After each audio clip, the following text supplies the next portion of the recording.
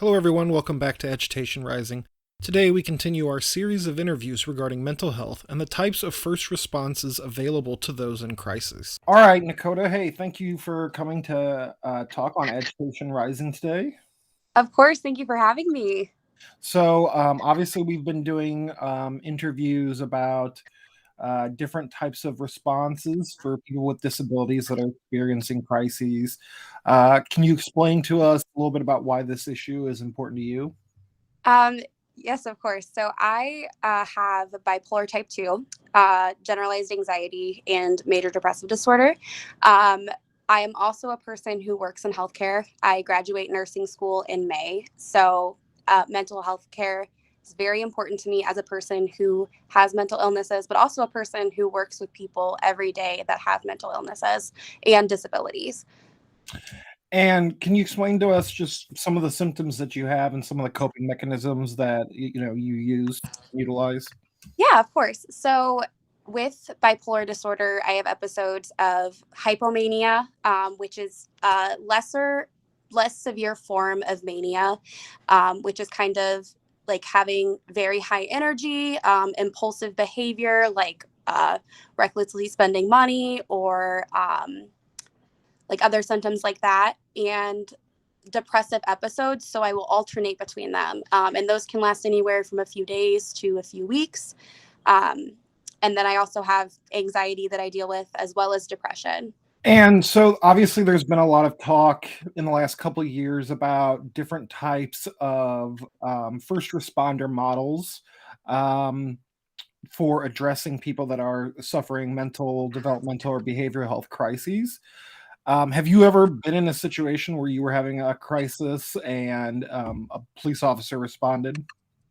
I have not. No, I have been in a mental health crisis where I have had the police threatened to be called, Mhm. but that was more so to in efforts to control my behavior, kind of to make me fearful of a police presence in the situation, in attempts to de-escalate me. If you were in crisis and a police officer showed up, would you see that as an escalation of the situation? Absolutely. Yeah. I would believe so. I believe that it would make me feel more unsafe, um, and definitely escalate it further. Yeah. Have you ever had any police interactions at all? Like, Yes. Other than getting like pulled over myself, I work in the emergency room. I encounter police, like the police every day at my job. and are you able to, describe any of those situations that you've had while, obviously upholding HIPAA and everything? Yeah, absolutely. We have police that will bring people who experience mental health crisis in. Also, people that have been a victim of violence, they are also brought in by police, um, as well as who are in mental health crisis, people that are victims of violence that come in. But also, if somebody has been found to be overdosing and the police are called for them, they are also brought into the emergency room. Also, people that have been arrested for DUIs will come before to make sure that they are like their health, they're safe enough to go to the jail. And how have those interactions as a healthcare worker with the police in these situations been for you? I think the biggest example that I can provide is in cases of somebody who is overdosed.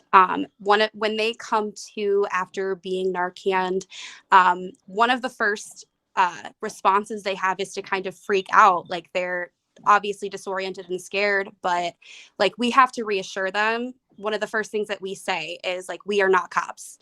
You are not in trouble. We are here to help you." To kind of alleviate that anxiety that they have, because that is a very real fear for people who have substance use disorders, that they because drugs are criminalized, that they will face criminal charges for using them.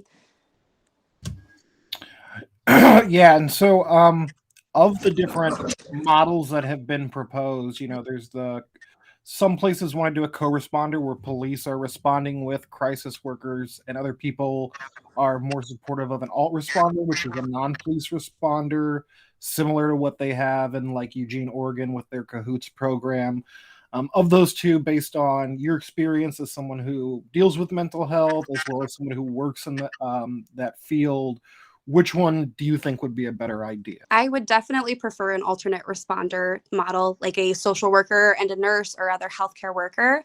I think that there is a trust that people have in healthcare workers that does not exist because of experiences like LaDonna Paris, who was a person that was experiencing a mental health crisis in Tulsa, Oklahoma, who was brutalized, held in a jail cell for a month straight, and then finally released.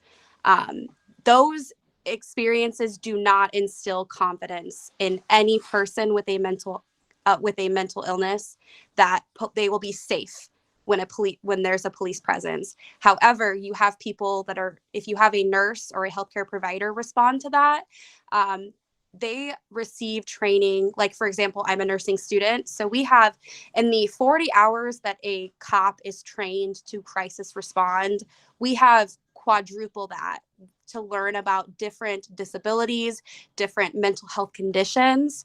So we're understanding how it affects someone's behavior, how to appropriately and therapeutically respond to it, which is just like there is not enough in that 40 hours. There is no way they could possibly incorporate all of that training that healthcare workers receive. Well, thank you so much for talking with us at Agitation Rising.